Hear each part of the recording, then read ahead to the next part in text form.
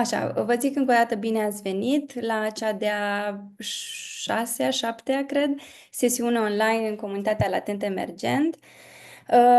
Ne întâlnim de câteva ori pe an în această comunitate pentru oameni activi activi în sau interesați de revitalizarea patrimoniului construit latent, la care invităm de obicei practicieni și specialiști din domeniu, atât din țară cât și din afară. Am avut până acum sesiuni despre arhive și importanța lor în comunități, strategii de fundraising, tehnici de interpretare de patrimoniu, revitalizare în regiuni miniere sau balneare, adică am abordat spețe diverse de fond construit sau o sesiune despre cum putem evalua impactul de revitalizare prin analiza rețelelor sociale. Încercăm să construim pe fiecare sesiune și acum sesiunea de astăzi se leagă destul de mult și de partea de arhive și de partea de tehnici de interpretare de patrimoniu, veți vedea. Am avut și vizite de studiu la Castelul Banfi și în satul Șona și mă bucur că Diana e aici. La Șona, unde aterizezi așa într-o viziune de revitalizare a unui întreg sat în țara Făgărașului. Sunt câțiva oameni noi și aș vrea să zic două cuvinte și despre noi. Suntem organizația MKBT sau Make Better. Lucrăm în regenerare urbană, iar una dintre prioritățile noastre de lucru este valorificarea sustenabilă a fondului construit latent sau abandonat. Ne gândim, adică lucrăm cu cum îl putem reintegra în viața orașelor viața orașelor și a comunităților sau chiar în circuitele turistice. Și cu sprijin de la Romanian American Foundation și în parteneriat cu Sinerbi, și Sonia este aici, partenera noastră în acest proiect, sprijinim actualmente 7 organizații active în revitalizare în mai multe ecodestinații din țară, în a contura o viziune de lucru cu comunitățile lor extinse și un plan de acțiune pe câțiva ani. Și mă bucur că mulți dintre ei sunt aici. Florentina, de la Vecinătatea Femeilor din Saschiz, care are în grijă cetatea de refugiu din Saschiz, Cristina, de la Colinele Transilvaniei, care au în grijă fosta școală din Angofa, cine mai este? Leo, de la Asociația de la Asociația Project Bag, au în grijă conacul Hunter din Sântimbru, Diana cu Galeria Arte, la fel au în grijă teatrul de vară din satul Șona. Mai avem Institutul de Cercetare Făgăraș, tot cu o fostă școală, dar Ștefan nu este aici.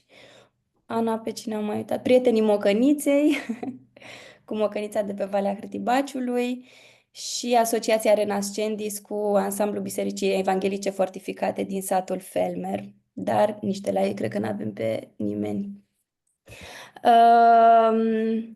Așa, revenind la Latent Emergent, le avem astăzi invitate pe Alina Rizescu de la Rizi Design, un studio care lucrează interdisciplinar la intersecția dintre comunicare, arhitectură și tehnologie pentru a crea experiențe memorabile, și pe Alexandra Mihailciuc de la Asociația Designers Thinkers Makers, care organizează laboratoare, ateliere sau școli de patrimoniu unde se rezolvă teme de arhitectură contemporană în situri istorice, se discută teme de patrimoniu, arhitectură, foarte frumos spus, ruralitate contemporană, și organizează sesiuni practice în sprijinul unei înțelegeri holistice a arhitecturii și patrimoniului. Începem cu o intervenție din partea Alinei, care a lucrat la conceperea unui spațiu muzeal într-o clădire istorică din Brașov. Este vorba despre Olimpia, Muzeul Sportului și Turismului Montan. În continuu vine să zic Muzeul Tineretului Montan, nu știu de ce, turismului montan. Alina este arhitectă și parteneră la RIZI, a lucrat ca arhitect la Barcelona și Bilbao, a urmat un master de tehnologii interactive la UNATC. De câțiva ani, proiectele studioului se dezvoltă cu focus pe designul de experiențe și design expozițional cu componentă interactivă sau imersivă. Și pe lângă a fi arhitect și artist, Alina curatoriază expoziții și festivaluri de New Media Art. Și pentru că am vorbit suficient, O să o las pe Alina să preia frâiele de acum. Alina, te rog. Ok, bună. O să încep prin a de o prezentare, pentru că noi ca arhitect și ca designer cel mai bine ne susținem vorbele cu conținut vizual, adică totul se leagă mult mai simplu când ai acest suport în fața ochilor și atunci voi începe cu prezentarea asta. Ok. Se vede, adică se vede prezentarea? Se vede, Da? Alina, e tot ok, da. Bun. Um, o să încep să vorbesc un pic în general, mă rog, despre noi. Preocuparea asta cu experiența muzeală n-a început odată cu Olimpia. Cumva am avut mai multe proiecte mai mici înainte în care am început să studiem modul în care se creează o experiență expozițională și primele contacte, să zicem, cu patrimoniu și expozițiile au avut loc tot la Brașov, în cadrul festivalului Amural, care, mă rog, reprezenta o activare temporară a unei zone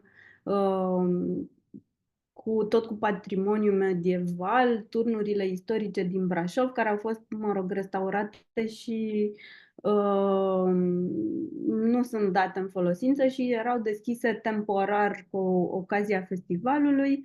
Deci primele, mă rog, să zicem, expoziții au fost în contextul acestor turnuri medievale tot din Brașov, activate doar cu ocazia festivalului. Și începând din acest loc, am început să, mă rog, să ne creștem, să zicem, un întreg discurs și studiu despre cum să creezi experiențe muzeale. Pentru că nu înseamnă, nu știu, crearea unui muzeu, mă rog, e o parte care se vede, e o parte foarte mult în spate, de proces și de cercetare și, de fapt, sunt foarte multe piese de puzzle, de aia o să-mi fie și greu. Mi-a fost și greu când am asamblat prezentarea, să o iau așa într-o direcție lineară, pentru că, de fapt, sunt foarte multe lucruri care participă la povestea unui muzeu. Am să sar peste activitatea noastră pentru că v-a spus-o pe scurt Maria și nu are sens să intrăm foarte în detaliu. Ideea este că, în principiu, noi ne axăm pe trei piloni, să zicem, de activitate, ce înseamnă partea digitală, unde lucrăm într-o proporție destul de mare cu arhive digitale, dar și cu uh, aplicații interactive, partea de expoziții și spații interactive, deci partea de tehnologii și interactive duse în spațiu și ceea ce înseamnă comunicare vizuală și grafică cu un focus destul de puternic pe zona culturală, adică pe proiecte culturale, mai puțin, să zicem, lucruri strict comerciale. Olimpia a fost o șansă, mă rog, un proiect de foarte mare durată și pentru noi, dar și în general povestea muzeului. Um, El a avut un arc practic um, de timp din momentul în care a fost creată clădirea, concepută clădirea și momentul în care a fost transformată în muzeu, timp în care a trecut prin diverse stadii de, mă rog, existență. Și șansa noastră a fost să participăm la crearea, cred că, uneia dintre puținele muzee noi publice. Mai există mai multe inițiative de muzee private, dar muzee publice. Pare că contextul românesc e destul de nefavorabil pentru asta, așa că credem că a fost cumva un concurs de șanse să facem parte din proiectul ăsta, deși a fost foarte, foarte complicat din multe aspecte, mă rog, toate cu iz foarte românesc. Dar e foarte interesantă povestea clădirii. Ea o vedeți că este aproape neschimbată de la 1894 până în 2024, fără intervenții majore, ceea ce iară e un caz relativ unic. Clădirea a fost inițial sediul clubului privat al patinatorilor din Brașov. La momentul acela, patinatorii din Brașov erau clasa, mă rog, cea mai înstărită a Brașovului, oamenii care se întâlneau pe acest patinoar de la poalele Tâmpei. Și la un moment dat se făceau baluri pe gheață, era acest patinoar care căpăta din ce în ce mai multă atracție pentru public și patinatorii cei mai înstăriți și-au dorit să construiască această clădire ca un club privat, astfel încât să poată să aibă întâlniri, la fel, serate, particulare, deci el nu a fost gândit ca spațiu expozițional, ci ca o casă de reuniune pentru acest club.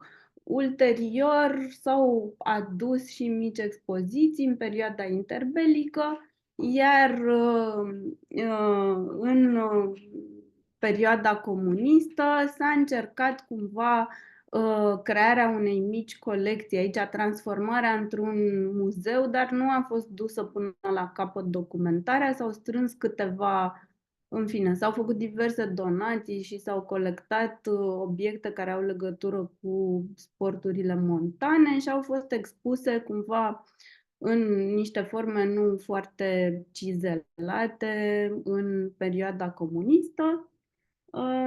Iar ulterior, în anii 90, colecția asta a fost oarecum rătăcită, strânsă și aici a fost un restaurant în anii 90. Deci clădirea a fost permanent folosită, dar nu nu știu, nu în formă, cum să zic, în formă de muzeu. Și aici a venit inițiativa foarte vizionară a directorului Muzeului Județean de Istorie din Brașov, care are și Casa Sfatului și bastionul țesătorilor care se află undeva în spatele acestui muzeu, care a reușit să recupereze în primul rând colecția care se afla, din care făceau parte diverse piese, mai ales din anii 1900 și perioada interbelică, o colecție în principiu focusată pe sporturile de iarnă. Și în jurul acestei colecții a reușit să convingă Consiliul Județean să recupereze clădirea, chestie care s-a întâmplat undeva în jur de 2017-2018,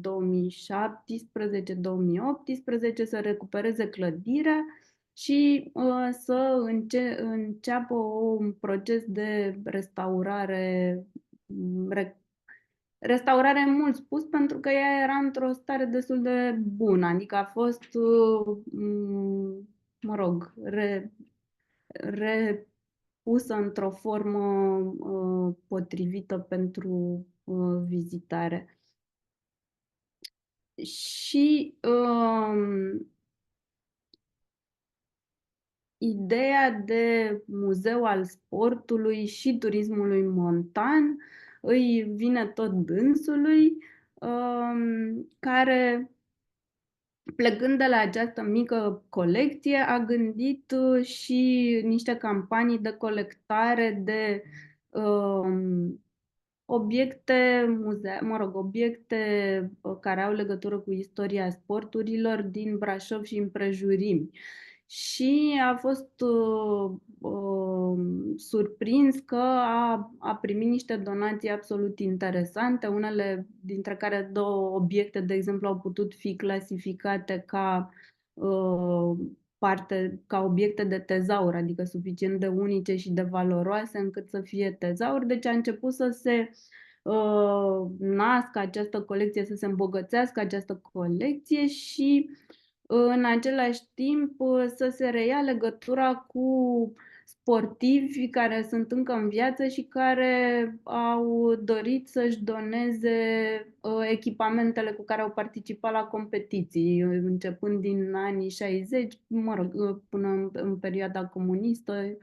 Um, și atunci deja a început să devină o colecție care putea să capete o poveste și un pic de consistență și ceea ce a ajutat ca totul să se închege într-un muzeu au fost niște fonduri norvegiene accesate în 2019 și de aici au început cumva problemele pentru că între 2019 și 2024, realitatea s-a schimbat în nenumărate feluri și atunci întreg proiectul a trebuit să fie reconfigurat și readaptat pe măsură ce se schimbau realitățile. Dar o să o iau un pic pe contribuția noastră la întreg procesul și am avut la fel norocul să putem lucra pe, să zicem, toate categoriile de design ale acestui proiect, începând de la identitatea muzeului, la amenajarea expoziției permanente, la crearea unei expoziții temporare care a fost itinerată în diverse locuri, mă rog, și în România și în afară și acum este cazată și ea în acest muzeu ca expoziție temporară, la tot ce înseamnă grafica muzeului, grafica prin materialelor, mă rog, micilor suveniruri care au fost create, până la aplicațiile interactive care au fost, mă rog, care sunt parte din experiența de vizitare.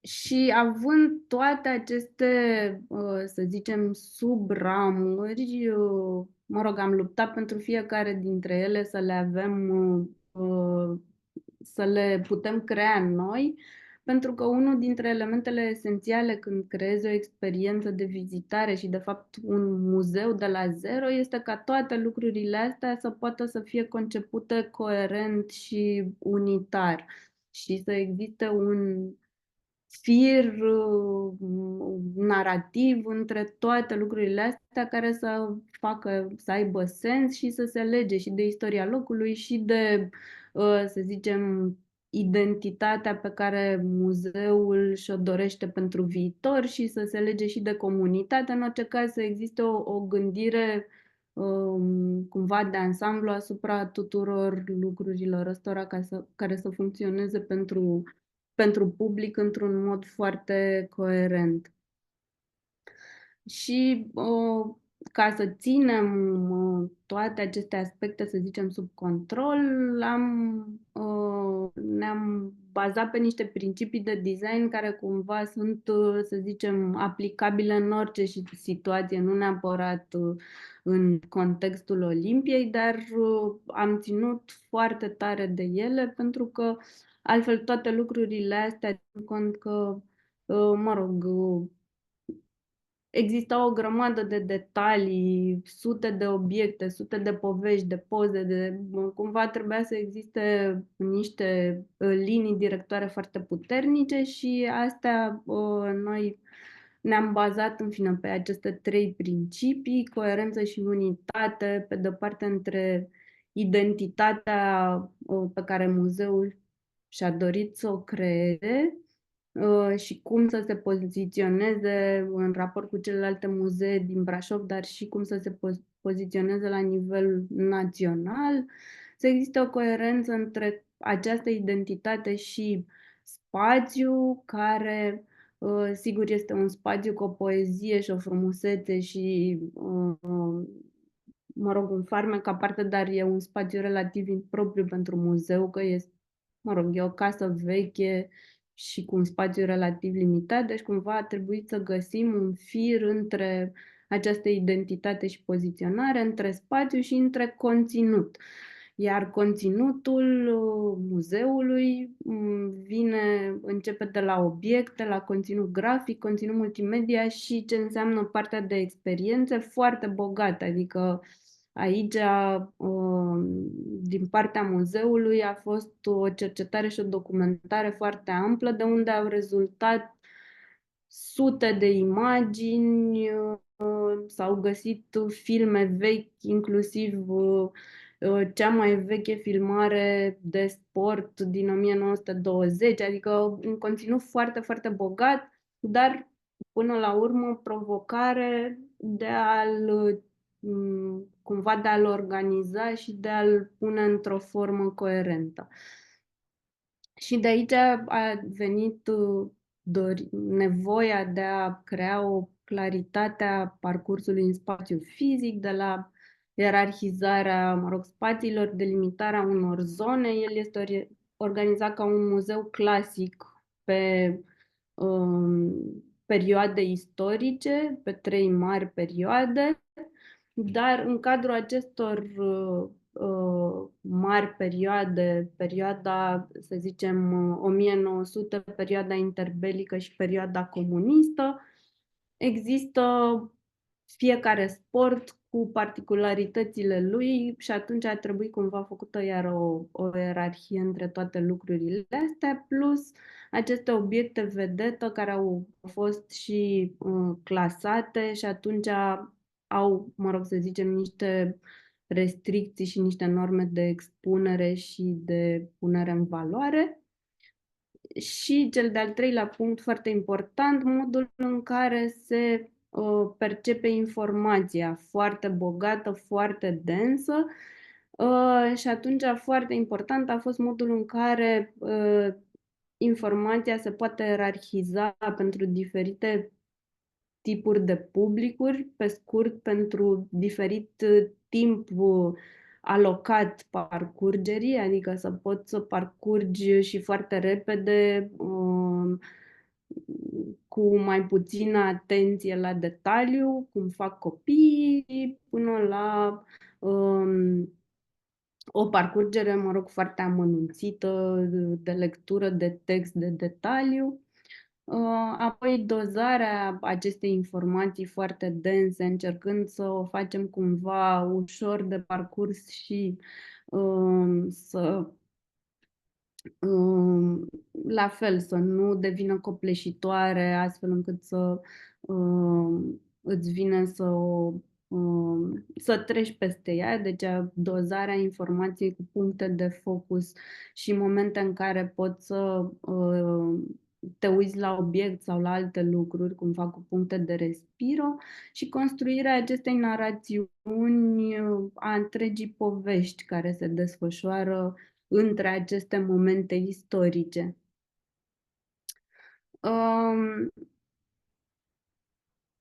Pornesc un pic de la identitate pentru că asta, să zicem, de aici au început multe, a fost și prima parte din proiect, dar cumva de aici au început să pornească diverse idei. Identitatea Olimpiei a pornit de la elementele care o definesc, clădirea și elementul său, să zicem, particular și memorabil, care e acest turn, și ceea ce înseamnă ea în oraș. Toată lumea asociază numele de Olimpia, nu neapărat acestei clădiri, ci cu unde se află această, mă rog, arenă în care este și pistă de alergare, mă rog, această bază sportivă Olimpia, care are și pistă de alergare și terenuri de tenis și iarna patinoar, care precedează chiar clădirii acest loc. Și atunci am construit identitatea pornind de la aceste două elemente, iar apoi, să zicem, le-am declinat aproape obsesiv din punct de vedere vizual în toate elementele, de la, nu știu, corp de iluminat până la tricou, tot ce înseamnă signalistică și mici detalii de design, cum ar fi, nu știu, typography-ul pentru ani, care preiau aceeași, mă rog să zicem, dublă linie a pistei de alergare. Um, și astea cumva sunt, să zicem, lucrurile pe care ne-am bazat conceptul de design și care sunt în mod specific conformate pe ceea ce este Olimpia. E o casă veche, dar am vrut să creăm un muzeu contemporan. Ce diferă un muzeu contemporan ca înțelegere față de cum, să zicem, sunt muzeele un pic mai clasice, care încearcă să recreeze butaforii sau contexte, așa, încearcă să recreeze istoria într-o formă în care a fost. Într-un muzeu contemporan, conținutul este prezentat relativ neutru, cu ancore, astfel încât vizitatorul poate să-și imagineze, este lăsat să interpreteze singur conținutul și să lege piesele din puzzle și să-și imagineze contextul, având diverse elemente cu care poate face asta.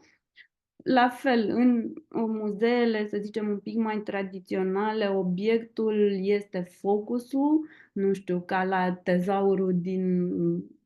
E coiful, știm despre coif, dar nu știm foarte mult despre povestea din spatele lui. Noi am încercat să facem cumva o dualitate între aceste obiecte de muzeu și povestea unor oameni care, unor personaje reale, fie că au fost sportivi, fie că au fost, să zicem, personaje din lumea mondenă a Brașovului, ei vin și însoțesc întotdeauna această expoziție. Este focusul pe aceste povești ale personajelor care vin întotdeauna alături de obiecte și în același timp, cel puțin pentru partea de istorie comunistă în care mulți dintre sportivi încă trăiesc și sau unii dintre ei n-au fost suficient de mult, să zicem,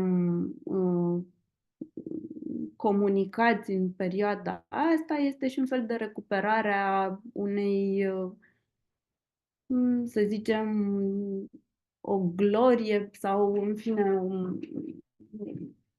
formă de respect pentru sportivii care sunt încă în viață și care nu au fost suficient de bine respectați de comunitate. Este, deși noi suntem fani ai tehnologiei, în cazul acestui muzeu nu am pus focus pe tehnologie ca, nu știu, mod de entertainment, ci este doar un suport pentru conținut, pentru că conținutul este copleșitor, există foarte, foarte multe uh, nu știu, în jur de 30 de filme, foarte, foarte multe imagini. Tehnologia este doar un suport care adaugă, să zicem, noi informații punctuale sau arată conținutul multimedia, nu este în sine neapărat o experiență, este destul de dozată treaba asta la câteva experiențe mai mult adresate copiilor. Și apoi sunt ancore vizuale, o să le arăt după aia în imaginile muzeului, dar cumva am vrut să le trec acum.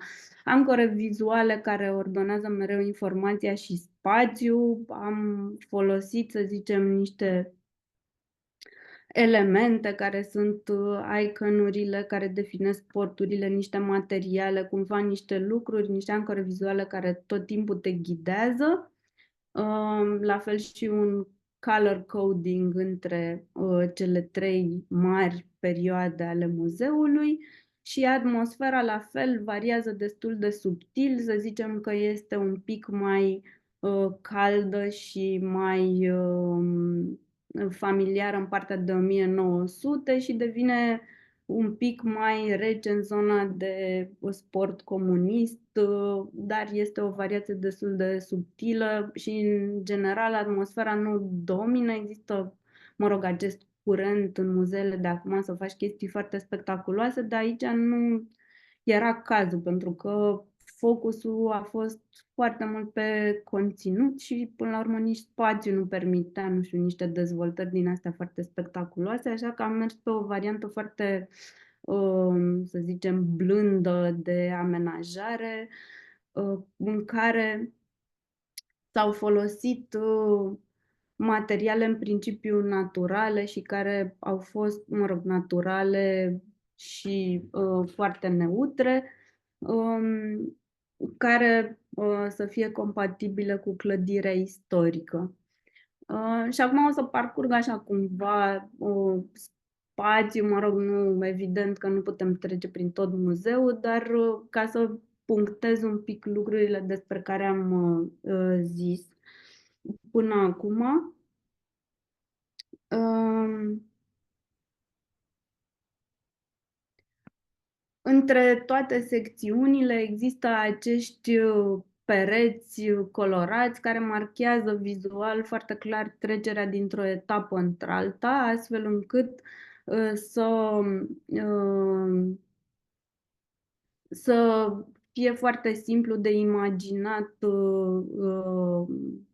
mă rog, dominația acestei culori să marcheze foarte bine etapele și în același timp culoarea asta se găsește în toate elementele grafice de pe parcursul unei etape, astfel încât să fie clar din orice detaliu unde te afla.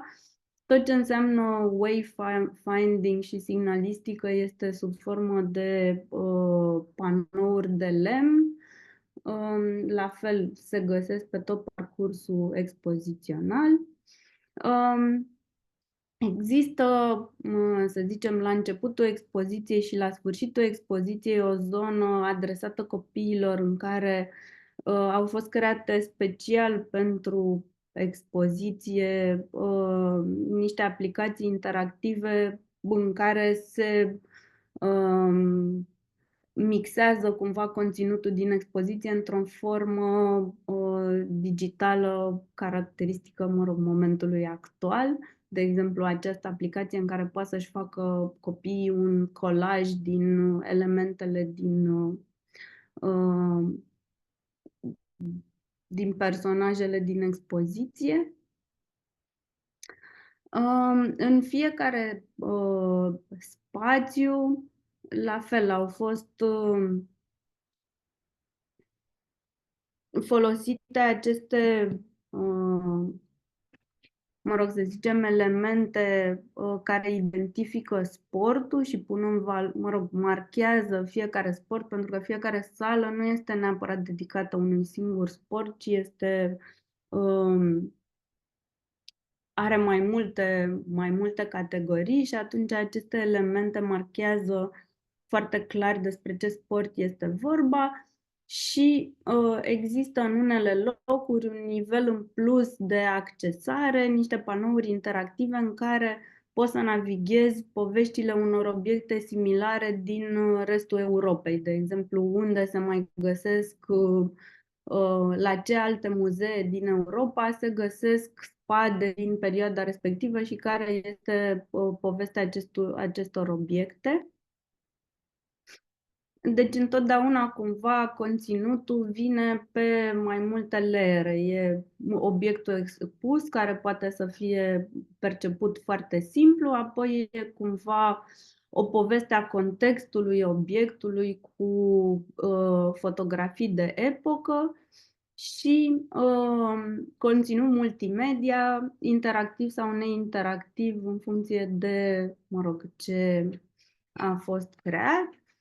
Și vă spuneam de aceste personaje care populează fiecare sală a muzeului și vorbesc despre raportul lor cu un anumit sport. De exemplu, această doamnă se regăsește, a fost o parte din un personaj special în Brașov, din elita Brașovului, una din primele femei patinatoare de performanță.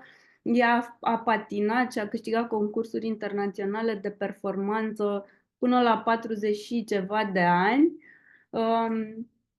Și o regăsim atât în 1900 cât și în perioada interbelică, având evident alte patine și altă aliură, dar cumva povestea ei însoțește contextul, mă rog, pieselor de patinaj. Și, cum vă spuneam, există acest layer digital care uneori este sub formă de surpriză, mă rog, îl găsești ascuns și poți să-l, mă rog, descoperi așa aproape tactil sau, în fine, foarte mic. Sau pur și simplu este ca o dublă, mă rog, un overlayer peste ceea ce se vede la prima vedere, în care poți să intri mai în adâncimea unor informații. Astea sunt, mă rog, obiectele de patrimoniu, aceste biciclete care se pare că sunt destul de rare până la urmă. Există doar una în România aceasta și căutând nici în muzeele Europei nu sunt foarte multe, sunt destul de multe în zona de Franța și de Belgia, dar nu sunt foarte întâlnite și atunci a fost interesant cumva, pe lângă a crea contextul local în care se mergea cu aceste biciclete, să creezi și un context internațional al epocii și câteva lucruri care sunt cumva mă rog, la fel surprinzătoare. De exemplu, te aștepta ca ele să fie, adică sunt niște biciclete de oraș și te-ai aștepta ca suprafața pe care s-ar fi mers să fie caldarâm. Ei bine, nu, la momentul respectiv străzile din oraș erau cu pietriș și caldarâmul erau cumva, se găsea pe drumurile județene, adică în afara orașului, unde mai degrabă se circula cu, mă rog, începutul mountain bike-ului, care era această bicicletă de lemn din spate. Deci, cumva, am încercat să redăm contextul pe diverse layere um,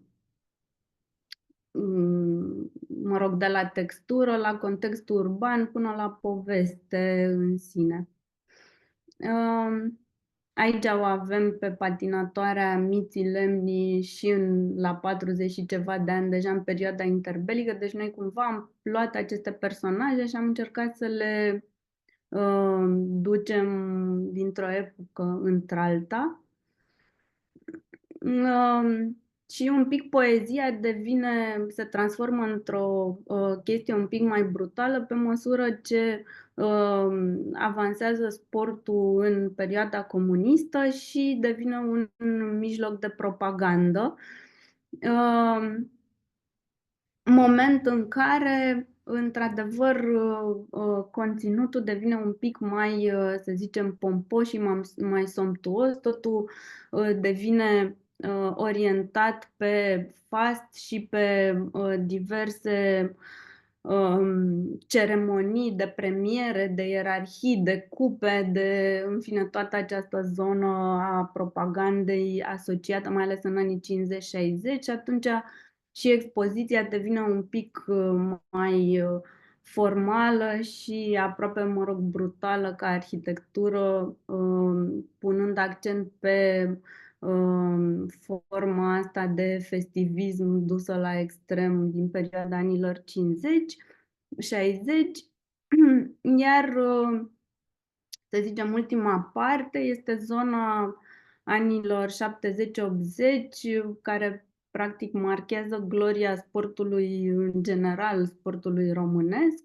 Și atunci aici am construit foarte mult aceste sports icons, foarte mult pe personajele care au marcat fiecare sport, unele mai cunoscute ca Lia Manoliu, altele un pic mai puțin cunoscute ca Reca Lazar, care a câștigat medalii la scrimă, dar în orice caz asociind în tot timpul poveștile acestor sportivi cu rezultatele pe care le-au avut și cu fotografii sau filmări din competiție. Există poza asta, dar există foarte multe ecrane în care există filmări originale din competițiile la care au participat acești sportivi. Așa ca trivia, aici a început să joace tenis Ion Țiriac pe terenurile din față de la Olimpia și cu antrenorul lui Boris Becker, care e, mă rog, tot saș brașovean, ulterior plecat în Germania. Deci, cumva, foarte multe povești au pornit de aici și atunci, da, focusul a fost pe crearea acestor, să zicem, ca niște totemuri în care se pune accent foarte mult pe personaj. Și mi s-a părut că e mult mai simplu să înțelegi și contextul, dar și cum, da, echipamentele și până la urmă obiectele din muzeu, cupele, dacă pot fi asociate contextului și oamenilor.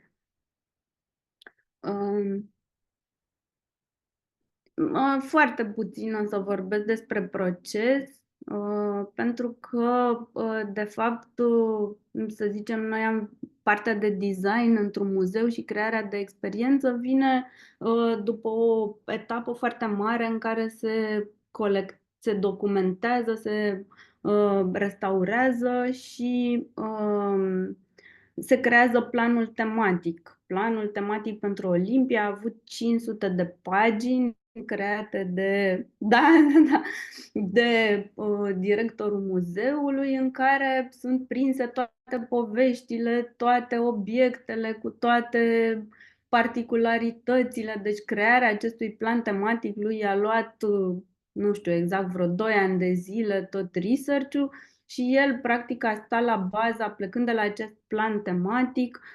Noi am luat fiecare lucru în parte, cu dimensiunile lui, cu povestea lui, cu omul lui și a trebuit să le ierarhizăm și să le categorisim și să le, în fine, punem într-o ordine și într-un context și într-un spațiu. Deci totul practic pleacă de la acest plan tematic care e o muncă foarte mare și în același timp partea de restaurare, adică eu pur și simplu din acest plan tematic în care au existat poze cu obiectele înainte de procesul de restaurare, eu când le-am văzut puse în muzeu nu le-am recunoscut, pentru că efectiv au fost restaurate atât de frumos și pur și simplu nu-mi imaginam că pot să ajungă să arate atât de bine. Și în același timp, iar o parte a muzeului a fost partea de scriere de proiect și tot ce a însemnat procedurile de achiziții, care, mă rog, au fost o întreagă chestie, fiind o entitate de stat, totul s-a făcut prin SEAP, chiar dacă au fost fonduri norvegiene și toată treaba asta a necesitat la fel un om continuu timp de 5 ani de zile care se ocupe de toată partea de hârtii și um, proceduri de achiziții, în fine, s-a schimbat la un moment dat constructorul care trebuia să restaureze pentru că cel care a câștigat licitația nu și-a făcut treaba ca lumea, deci în fine, între timp s-au schimbat preț, mă rog, deci e foarte dificil tot ce înseamnă procedura asta de achiziție publică și toate restricțiile care sunt impuse de o entitate de stat. Așa că, cumva, partea de care ne-am ocupat noi, deși și ea în sine a necesitat un management și mai ales partea în afară de managementul nostru ca echipă și de coordonarea producției și așa mai departe, efectiv relația cu muzeul și negocierea fiecărui obiect și fiecărui loc și ce intră și cum intră e un întreg proces care este foarte viu și implică foarte multe resurse ca, da, ca să ajungi la o viziune comună între, să zicem, partea istorică și viziunea istorică și ce înseamnă, mă rog, adaptarea la spațiu și la resurse și la designul contemporan. Dar, până la urmă, mă rog, noi considerăm că a fost un proiect reușit. Asta este o poză cu acei oameni care au deschis Olimpia în 1894 la petrecerea pe gheață de la inaugurarea clădirii și, mă rog, aici sunt eu cu colegul Dorin la petrecerea de inaugurare a muzeului, care s-a făcut tot cu un bal mascat pe gheață. Și acest obicei se reia deja, a redevenit o parte din viața Brașovului, se reia în fiecare an de ziua inaugurării clădirii, acest bal mascat pe gheață, care se leagă foarte bine de clădire. Cam asta ar fi. Mulțumesc mult! Ați zis că întrebările o să le facem după, nu? După sesiune. Da, Așa că vă mulțumesc mult pentru oportunitatea de a vorbi despre Olimpia. mulțumim mult, Alina, și mulțumesc personal pentru această lecție de istorie. Eu, fiind din Brașov, nu știam foarte multe lucruri despre... N-am vizitat încă nici muzeu, deci acum sunt cu atât mai motivată să mă duc. Mulțumim mult de tot. Alina, într-adevăr, întrebările le păstrăm pentru probabil, nu știu, ultimele 40 de minute, ultimele 30 de minute din sesiune. O să o introduc acum pe Alexandra Mihailciuc. Alexandra a coordonat laboratorul de patrimoniu din care a ieșit, plastic spus, turul audio bilingv din Biertan, un proiect de creștere a conștientizării turiștilor și localnicilor cu privire la importanța patrimoniului UNESCO prin tururi audio, dar Alexandra ne va vorbi cel mai probabil și despre programul Mai Male Culture and Cultures al asociației sale, construit pentru protejarea și valorificarea patrimoniului din România prin educație și intervenții culturale. Mi se pare foarte frumos cum se recomandă Alexandra, anume ca om de bine care dorește să crească frumos și să facă lucruri cu miez. Este arhitectă, scriitoare, îmbină mai multe discipline ale industriilor creative în proiectele sale, crede în construcția prin educație și transmitere și de aceea coordonează numeroase școli de vară, ateliere de arhitectură și meșteșuguri și alte proiecte culturale. Este și autoarea 5 cărți, dintre care unele și premiate. Alexandra, te invit să continui tu. Mulțumesc, Maria. E descurajantă întotdeauna o asemenea introducere. Și mulțumesc, Alina, pentru că mi-ai deschis cu atâta apetit drumul ăsta al interpretării patrimoniului și te felicit pentru treaba bună pe care ați făcut-o acolo.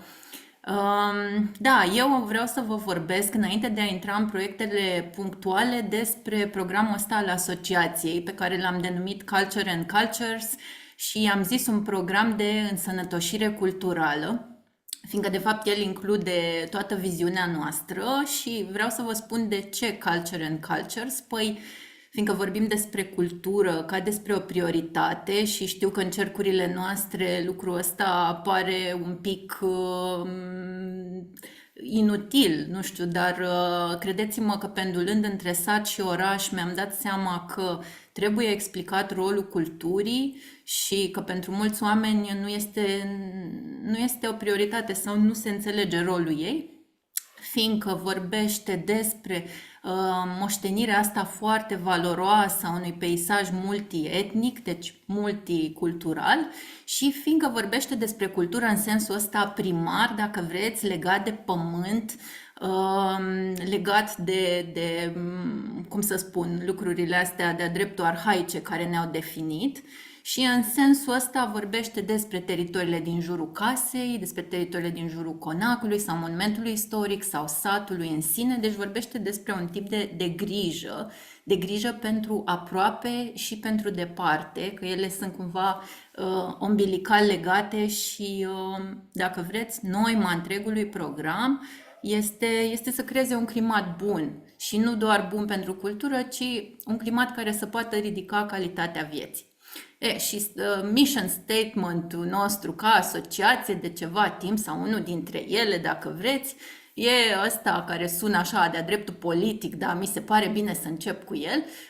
Educația pentru patrimoniu contează pentru toate păturile sociale și pentru toate vârstele și face parte dintre prioritățile României. Și eu o spun cu toată seriozitatea, fiindcă vedem în locurile de unde venim cât de dureroasă e realitatea de la firul ierbii de foarte multe ori. Bun, și acum că am vorbit atât de mult despre programul nostru de suflet, încerc să văd. Bun.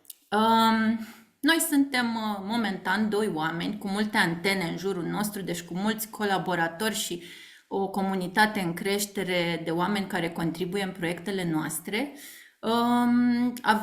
Deși avem un background comun de arhitectură, sigur că venim din experiențe foarte diferite. Eu m-am ocupat 11 ani de coordonarea proiectului Batem Fierul la Conac, deci de fapt să dau viață unei carcase istorice vandalizată în timpul comunismului și după. Și recunosc că ăsta pentru mine a fost un incubator extraordinar în care de fapt m-am lovit de toate chestiunile astea despre care discutăm azi, de storytelling, de interpretare de patrimoniu, de ce întreține de la sine viața într-un loc, de cum povestea poate să bată obiectul, așa cum Alina ne-a povestit, de forța poveștii și vă dau doar un exemplu cum am reușit să apropiem oamenii din sat de niște arbori care erau în pericol de a fi tăiați prin crearea unor povești care s-au răspândit în comunitate și care de fapt i-au făcut pe oameni să îndrăgească copacii respectivi. Și tot în zona asta de interpretare intră aproape toate cărțile pe care le-am scris și pe care am încercat să le fac cât mai ludice și cât mai aproape de un public foarte divers. Public, copii și părinți, deci cuplul ăsta, celula familiei, cumva să o aduc în prim plan, și un public format din tineri profesioniști sau din neprofesioniști, dar oameni care degustă patrimoniu și care ușor trebuie sau ar fi bine să fie canalizați către protejarea lui. Andrei e omul din spatele lucrurilor, foarte rar îl veți vedea, fără de care nimic nu s-ar întâmpla, fiindcă experiența lui în tot ce înseamnă grafică e fundamentală în proiectele noastre și nu doar grafică în sensul primar, ci și știm foarte bine tipul ăsta de design experiențial, îndrăgostit de ceramică. La noi în casa în care suntem există și un atelier de ceramică pe care l-a cofondat cu Roxana și e interesantă experiența lui, cred, cu două picioare, adică pe de o parte cu branduri din astea serioase în zona, să zicem, comercială și pe de altă parte instituții culturale în care încercăm iarăși să aducem un discurs contemporan. Bun. Și acum ce vreau să vă spun e că tot ce facem, dacă vreți, are trei picioare: educație, cercetare și proiectare. Și pornesc de la final, dacă vreți, de la momentul în care suntem liniștiți că se întâmplă la Biertan acest tur audio și îl sărbătorim de Ziua Patrimoniului Mondial UNESCO și totul a fost bine. Însă până acolo a fost un an, fiindcă proiectul s-a întâmplat printr-o finanțare UNESCO, a fost un an în care am învățat foarte mult, un an în care a trebuit să ne luptăm foarte tare cu niște termene limită complicate în proiectele astea de finanțare și în care ne-am dat seama de foarte multe lucruri. Și o să vă povestesc. Apropo, steagul ăsta pe care îl vedeți e o referință foarte clară a steagului din Biertan, în ideea asta că ce a fost în trecut trebuie să aibă ar fi bine să aibă un pandant în prezent, deci un steag, dacă vreți, al breslașilor povestași sau nu știu cum să zic, al celor care vorbesc despre patrimoniu acum.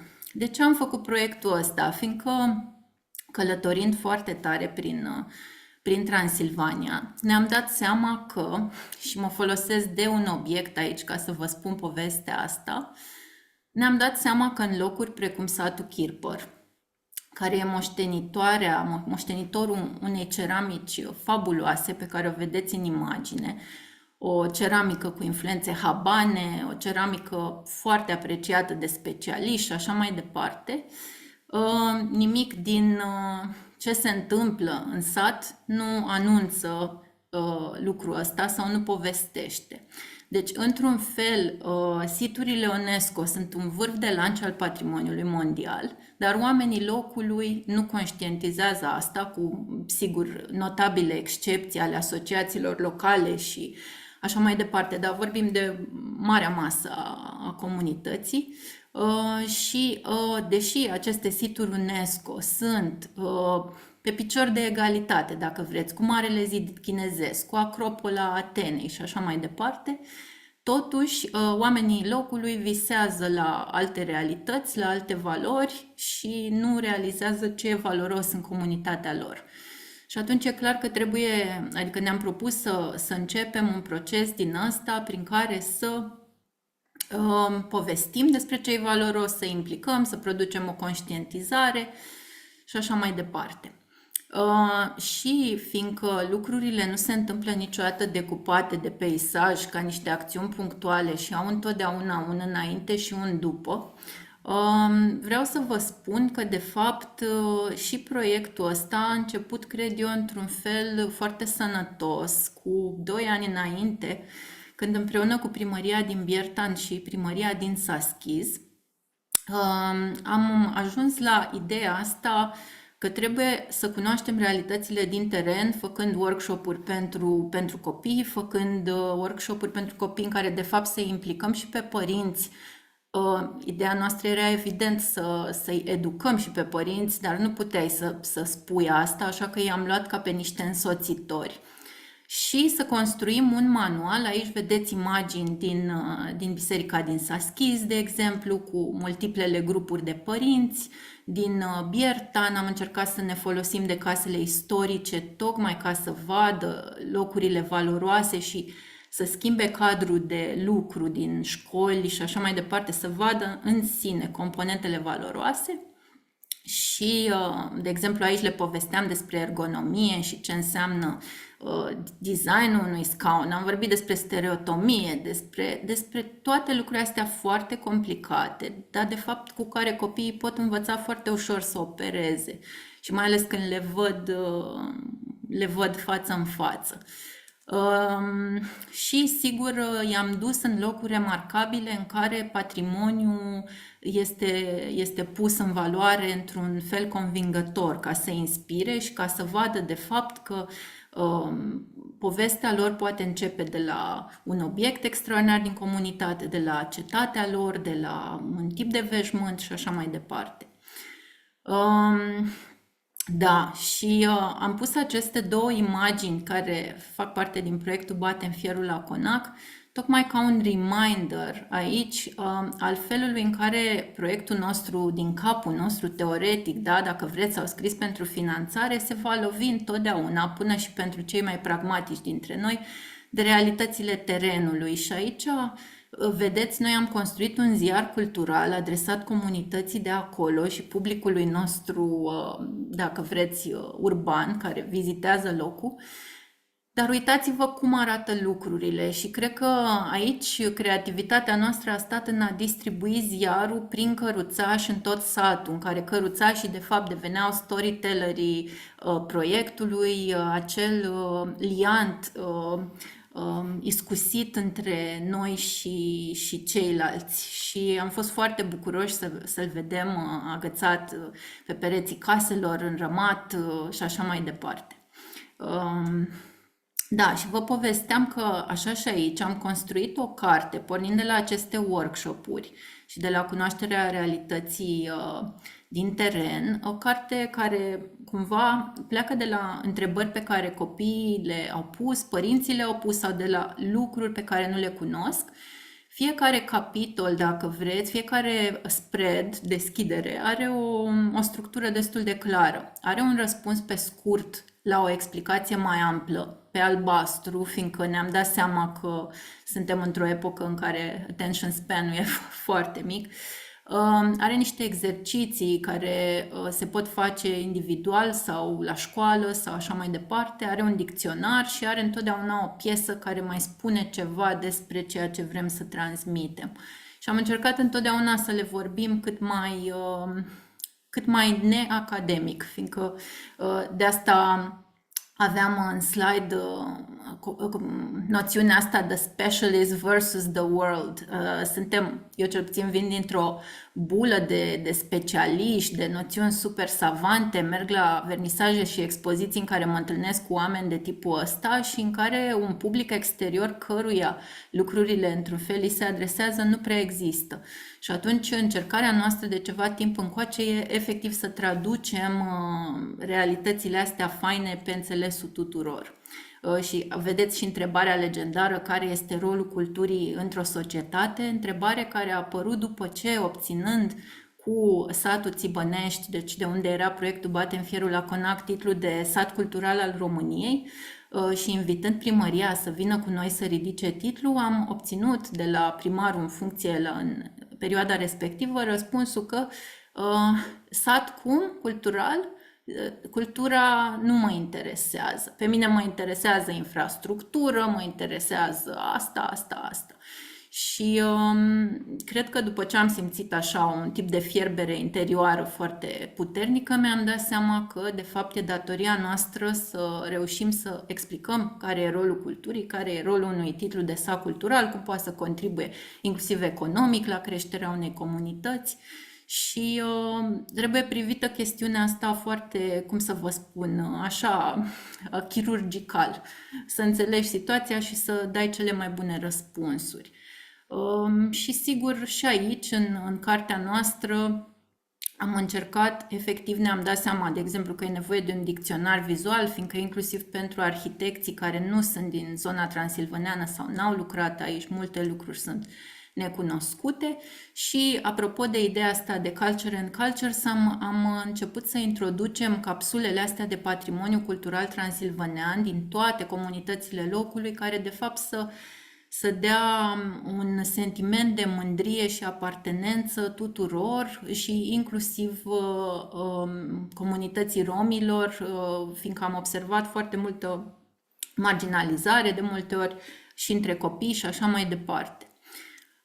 Și sigur se încheie cu imaginea asta teribilă făcută de Diana Iabrașu, care ne-a și furnizat multe dintre fotografiile acestei cărți, pentru care îi și mulțumim. Și cumva gândul ăsta este, ok, uite-te ce frumoasă e, da, pare distrusă, dar uite, îi putem face lucrurile astea și o putem salva precum un doctor iscusit pe pacientul lui unde știe exact de ce suferă.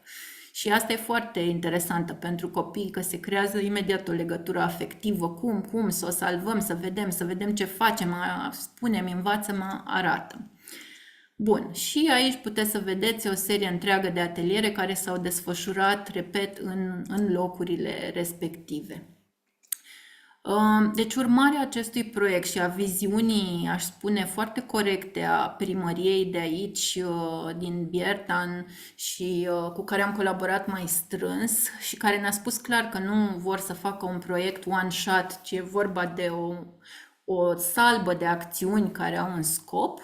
Am trecut la scrierea unui proiect depus către finanțare la FCN, care își propunea să facă 2 tururi culturale în Biertan și Chirpăr, deci de fapt să traducă o experiență de vizitare într-un sit UNESCO, într-o localitate care e la început, care are o zestre importantă, dar despre care mai nimeni nu știe nimic, și să facem o școală de vară pentru studenți, tineri specialiști și așa mai departe, prin care să creăm tururile culturale. Asta a fost o mare provocare și din păcate nu avem timp să vă povestesc cu adevărat toate dedesubturile. Și sigur să facem și o școală practică, venind dintr-un context în care eu însă mi-am desenat 100 de scaune și n-am mai executat niciunul în facultate și știu bine ce înseamnă tipul ăsta de desprindere de realitățile vieții, de fapt.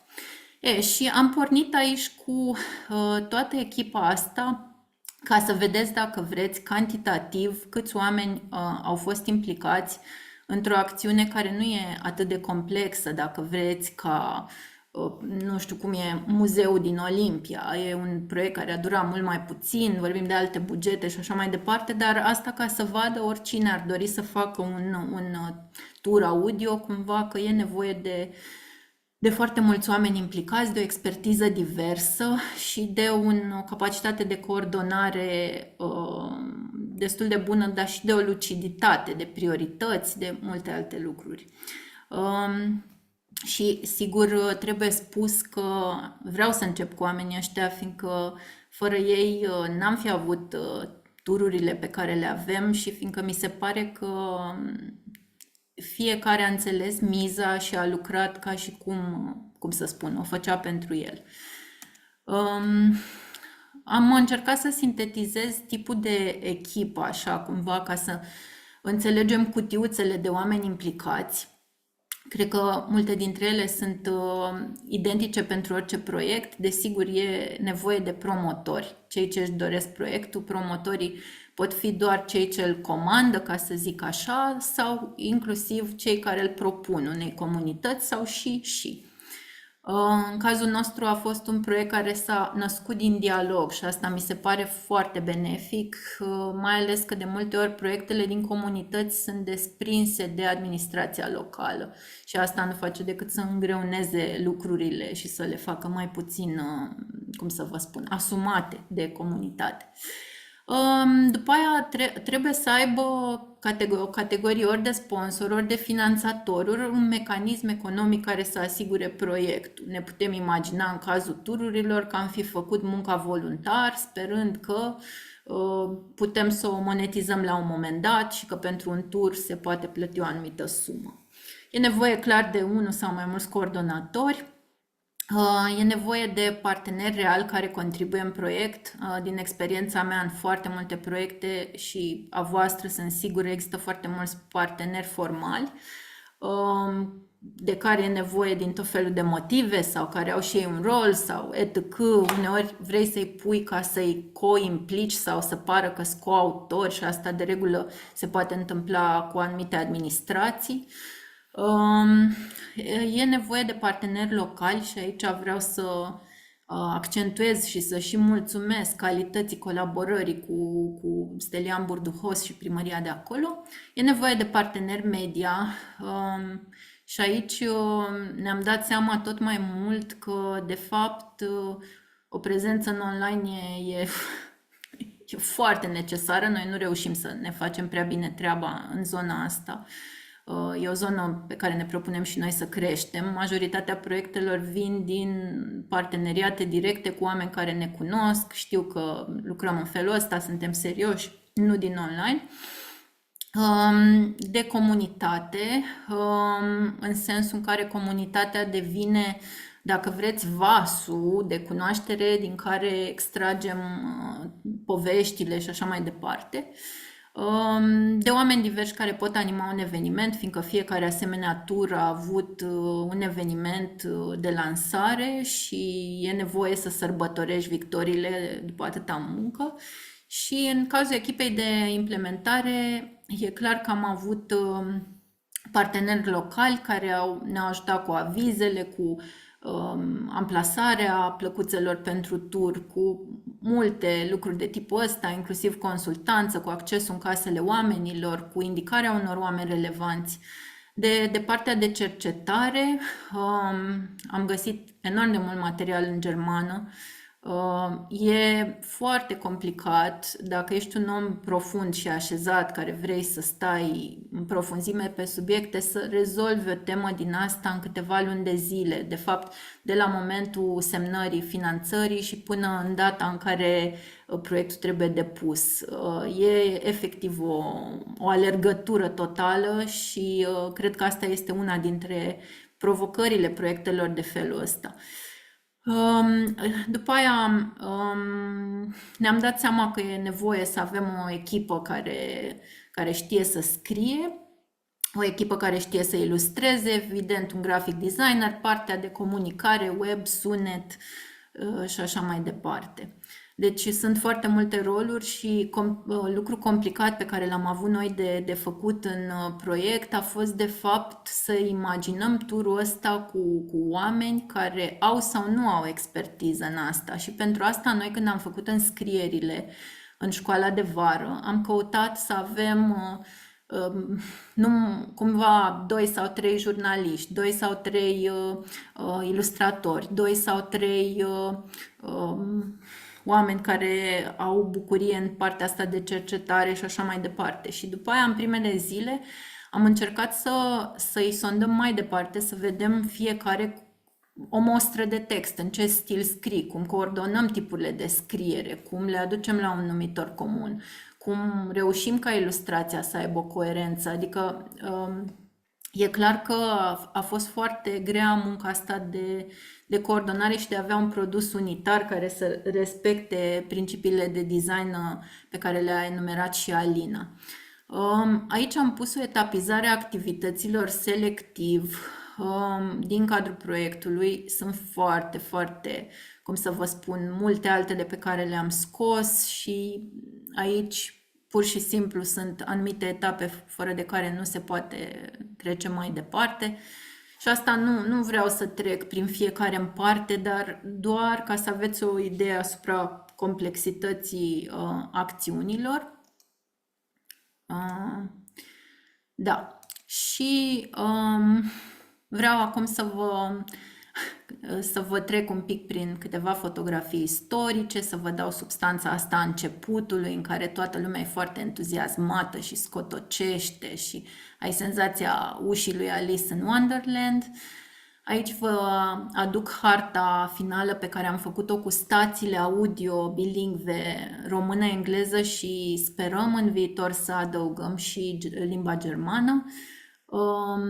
Care e ideea? De ce am făcut turul ăsta? Fiindcă e un loc care e vizitat de mai mult de 100.000 de turiști anuali și știm bine cum sunt experiențele de vizitare în siturile astea, de regulă foarte slabe și sigur că nu poți avea ghizi care să poată să îmbrățișeze grupuri atât de mari. Și mai este un motiv foarte interesant. Pentru localnici, experiența de vizitare e în felul următor. Vine un autocar, parchează în fața bisericii fortificate, pleacă. Pentru oamenii din comunitate nu se schimbă mai nimic. Banii strânși nu se duc în comunitate. Și atunci ideea era să ținem turiștii și familiile mai mult timp, să le ținem 3 zile, să le ținem o săptămână și să le dăm lucruri de făcut. Și să fie de fapt un tur care se descoperă încet, într-un slow consumption din asta, și care de fapt începe ușor să aducă lumina pe obiective interesante din sat. Avem, de exemplu, prima farmacie săsească din Transilvania rurală. Avem un obiect extraordinar, un donariu care atestă prezența creștinătății încă de foarte timpuriu. Avem o serie întreagă de alte obiective. Și între stații, vedeți, stațiile sunt enumerate în partea stângă, există, dacă vreți, 3 tipologii. Unele care vorbesc despre componente de educație generică, care ar putea fi în oricare dintre siturile UNESCO. Unele vorbesc despre lucruri valoroase ale locului și altele deschid portițe către viitor. Turul a fost gândit într-o manieră în care el poate să crească și ne-am dorit să continue parteneriatul și să-l creștem și l-am mai gândit într-o manieră în care am făcut un greu, deci munca asta amplă a fost făcută acum, cu gândul că în viitor o să putem crea niște proiecte de curatoriere a turului. Asta înseamnă că o să apară, de exemplu, un tur adresat special copiilor, cu niște semne din astea așezate mai jos, care au desene, de exemplu, sau un tur adresat sașilor care au plecat și așa mai departe. Deci niște tururi curatoriate, de fapt, pentru un public țintă. Există Această harta bisericilor fortificate UNESCO are componente de interpretare, e ludică și ne-am permis aici, fiindcă inițial vreau să facem o chestie așa, veniți din formarea asta academică, dacă vreți uneori trebuie să ne mai dăm câte o palmă și să ne mai revenim și începusem să strângem așa cele mai importante highlight-uri ale fiecărui sit și etc. Și ne-am dat seama că e mult mai bine să lucrăm ludic, să punem întrebări și am reușit chiar să ascundem anumite lucruri care sunt false, despre care i-am atenționat pe oameni, ca să ai atenția vie și ca să fii mereu curios. Astea sunt o parte dintre desenele care s-au făcut de către participanți. Asta mi se pare absolut minunat, adică creează componenta asta de visare, dacă vreți, conectată cu un sat. Și e clar că prezența domnului Câlțea, fie că vrem sau nu vrem, a inspirat foarte multă lume și foarte mulți tineri. Și după aia a venit toată componenta asta, dacă vreți, de hands-on. Hai să refacem un zid istoric cu zidărie de piatră și parțial cărămidă, cu țigle istorice, un gard de 100 de metri liniari, cu varnisip și cu toate lucrurile astea. E complicat după ce am stat să scriem, să visăm, să investigăm arhive la 40 de grade vara în plin soare, e foarte complicat. Însă de ce vă arăt toate lucrurile astea? Fiindcă vreau să vă anunț că și aici există o componentă de interpretare pe care am pregătit-o încă de anul trecut. Anul ăsta vom face aici o școală de frescă. O școală de frescă pe gard, fiindcă gardul devine cea mai mare pânză de comunicare cu comunitatea. Sigur că nu vrem să schimbăm specificul local și nu vor fi niște frește care vor popula locul ăsta a la lung, ci doar vor fi niște frește care se vor pune pe zid și vor fi apoi extrase și dăruite mai departe comunităților diverse într-un plan pe care o să-l punem foarte bine la punct în curând. Dar asta vreau să spun că, de fapt, în tot ceea ce facem și am făcut în ultimii ani, am încercat mereu să mai fie un strat, să nu rămânem aici la, ok, asta e zidul, asta e rețeta, asta e tehnica, așa se face, e prea sec, parcă n-are suflet. Și asta e un gând pe care, dacă vreți, mi l-a crescut foarte tare Șerban Sturza, arhitectul cu care am lucrat 11 ani, când mi-a dat în mână să fac un mic muzeu ascuns la sediul Ordinului Arhitecților, la Casa Mincu, și când ne-am dat seama că noi am ascuns după un dulap numele tuturor oamenilor care au contribuit la lucrarea respectivă și multe alte povești cu sens. Sunt lucruri la care generația noastră, prinsă în vârtejul vieții, câteodată nu mai are, cum să vă spun, răbdare, timp, aplecare. Suntem îngrozitori de aglomerați. Dar gândiți-vă, de fapt, dacă cei de demult ascundeau simboluri, de exemplu, în toate lucrurile, noi de ce n-am face-o pentru cei din viitor? Adică viața noastră de ce n-ar putea să aibă, până la urmă, poezie și ludic și toate lucrurile astea? Bun, în felul ăsta arată stațiile. Am vrut să fie prezențe elegante, discrete, dar nu foarte discrete în situri istorice. Se scanează pur și simplu codurile QR, te trimit pe telefon, vă recomand experiența de vizitare cu căști, fiindcă sunetul începe să aibă o coloratură care te convinge. Dacă asculți pe speaker, e foarte mică puterea lui de a te convinge și e incredibil de mare diferența. Da, nu ne-am dorit ca stațiile astea să poată fi accesate de pe site-ul nostru, fiindcă știm ce înseamnă asta, fast consumption, repede, dau 3 clicuri, citești 5 rânduri. Nu, ne-am dorit ca stațiile să poată fi accesate doar de pe site și să faci o legătură între ce vezi și ce auzi. Și ce vreau să vă mai spun este că textul, mi-am notat aici niște cuvinte pentru text, o rețetă dacă vreți. Am zis așa că are un strat istoric, are o coloratură locală, are evident componenta de interpretare, este cald și vocea am încercat să aibă o căldură. Are un praf de umor acolo unde e posibil, integrează limba locului acolo unde e posibil și face foarte multe paralele. E un text, dacă vreți, care vorbește cu alte opere ale lumii, cu alte culturi, cu alte evenimente importante, adică face un pic de aducere împreună. Nu suntem pe o insulă izolată care se numește Biertan, desprinși de lume. Și, de exemplu, povesteam că ușa sacristiei din Biertan are aproape aceeași vârstă ca și Mona Lisa și deja, adică aduci niște repere importante în mintea tuturor. Iată, aici o salutăm pe Diana de la Shona.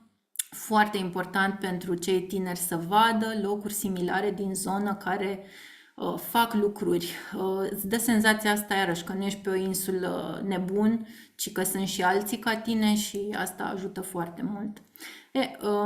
Ultimul proiect pe care vreau să vi-l arăt, dacă vreți, e unul care mi-e foarte drag și consider că e esențial, fiindcă m-am ocupat de restaurare, de patrimoniu, de toate lucrurile astea în ultimii 13 ani. La un moment dat mi-am dat seama că pe lângă toate lucrurile astea care dispar și pierd, mai pierde un lucru și asta e limba noastră și bogăția ei de exprimare și coloratura. Am făcut workshop-uri cu copii care nu știau sensul unor expresii uzuale, nu știu, a da bir cu fugiții sau, nu știu, a freca menta sau orice altceva.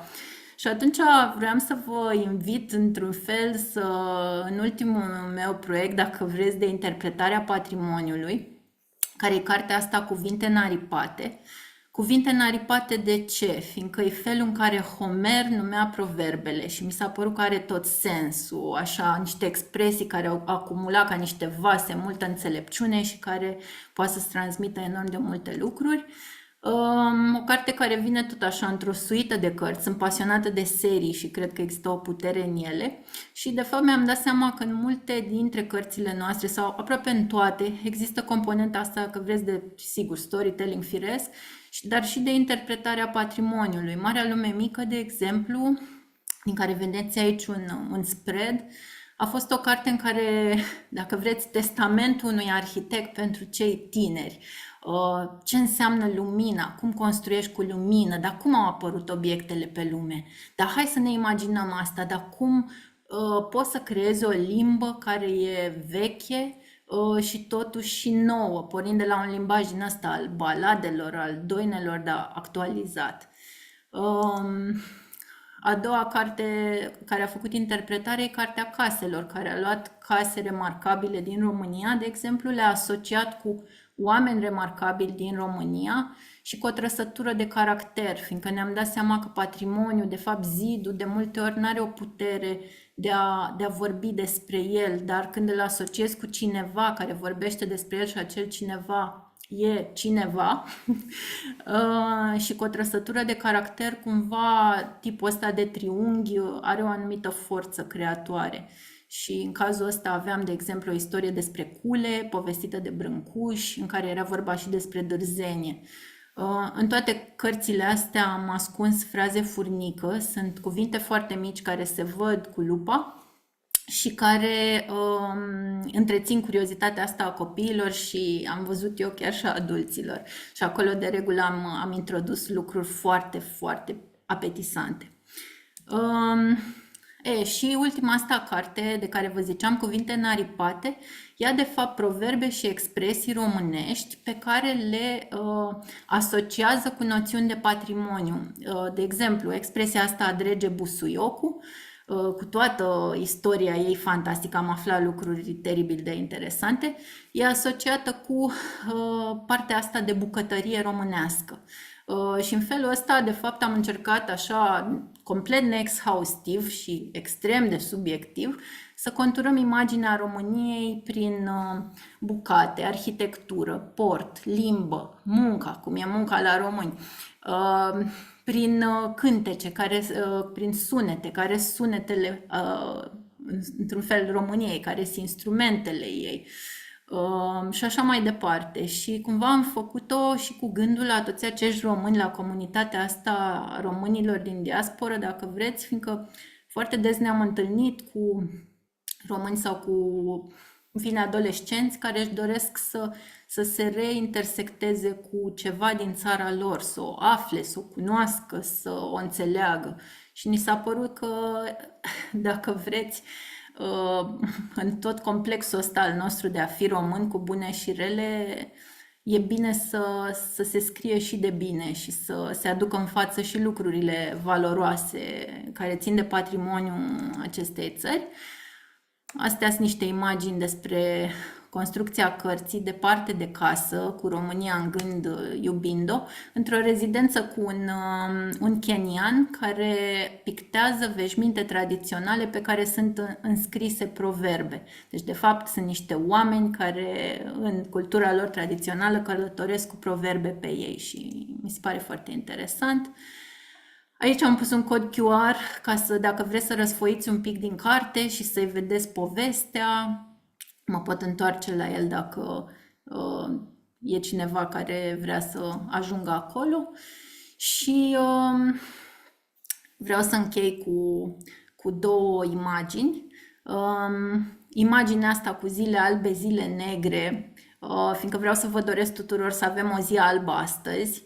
Și vreau să vă spun de unde vine expresia asta, ca să-mi înțelegeți și mie un pic pasiunea asta. Vine de la Sciți și ideea e în felul următor. La finalul fiecărei zile punea o pietricică albă dacă era ziua faină, bucuroasă, și una neagră dacă, evident, era o zi tristă. La finalul vieții, vasul ăsta mare în care puneau ei pietricele, un vas de lut, se spărgea de față cu întreaga comunitate și oamenii puteau să vadă care a fost percepția celui care s-a stins despre propria lui viață. Și dacă observau în decursul, nu știu, unui an, 2 ani, că foarte mulți oameni au zile preponderent negre, adică pietricele negre, își puneau probleme despre cum pot să schimbe lucrurile în comunitatea respectivă, ce merge greșit, cum să intervină. Și iată, mi s-a părut așa o chestie de, cum să vă spun, comunitate, comuniune și conștiință, prezență, dacă vreți, extraordinară. Și a doua chestiune cu care vreau să vă las și care e chiar ultimul slide, este o imagine metaforă care, dacă vreți, sintetizează mare parte din principiile noastre pe unde acționăm.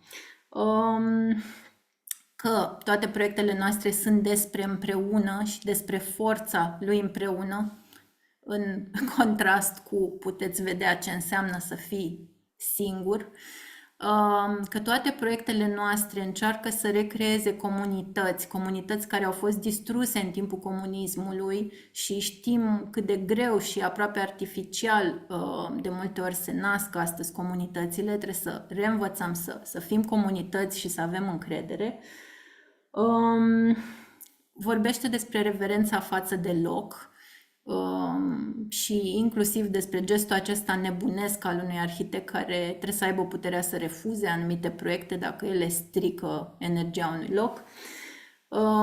Vorbesc despre lecția asta de a privi, pur și simplu de a privi și de a înțelege până în măruntaie lucrurile.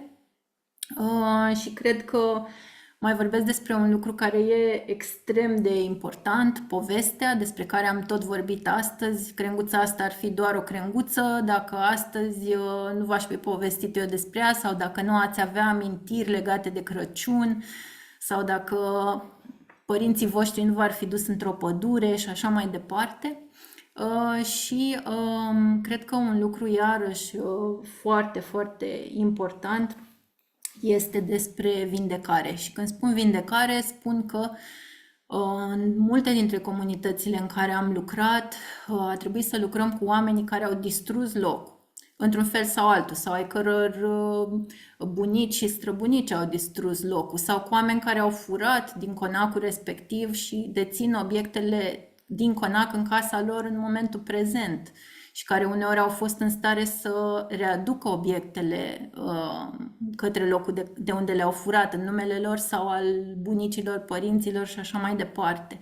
Deci cred că e foarte important ca ceea ce facem să conțină și componenta asta orientată pozitiv. Nu voi sunteți cei care nu mai vreau să aud, ci să dea o șansă oamenilor să își revină într-un fel și să contribuie.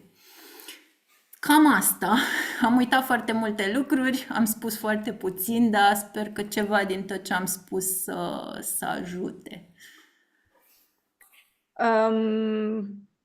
Nu, senzația mea nu e că ai spus foarte puțin, ci că ai spus foarte mult din ce trebuie și cred că e prima sesiune la care nici nu am foarte multe întrebări, pentru că mi se pare că și tu și Alina ați acoperit foarte multe lucruri și ați insistat pe anumite lucruri care sunt super relevante pentru toată lumea care e prezentă aici.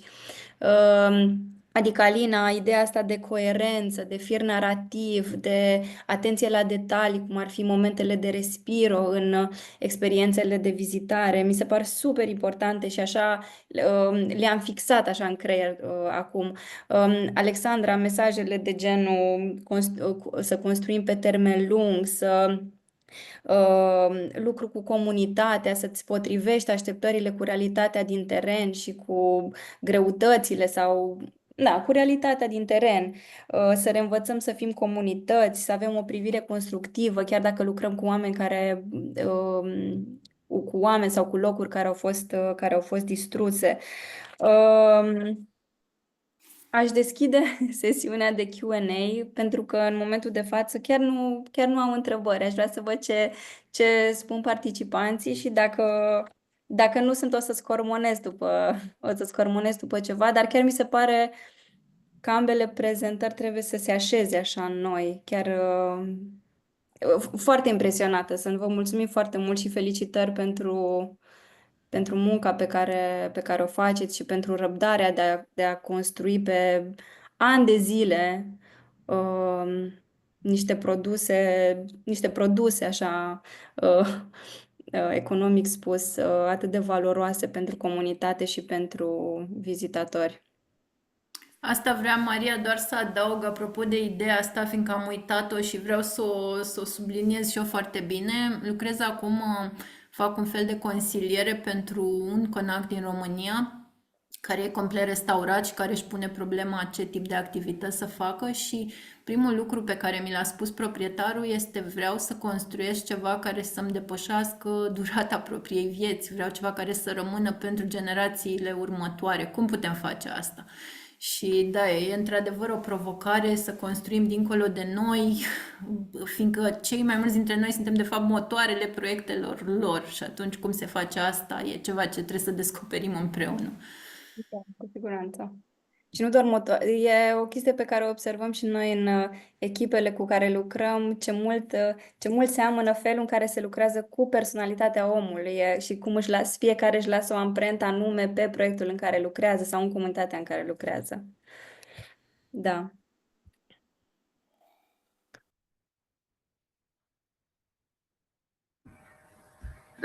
Eu doar aș vrea să vă mulțumesc amândurora pentru că încerc să sumarizez așa.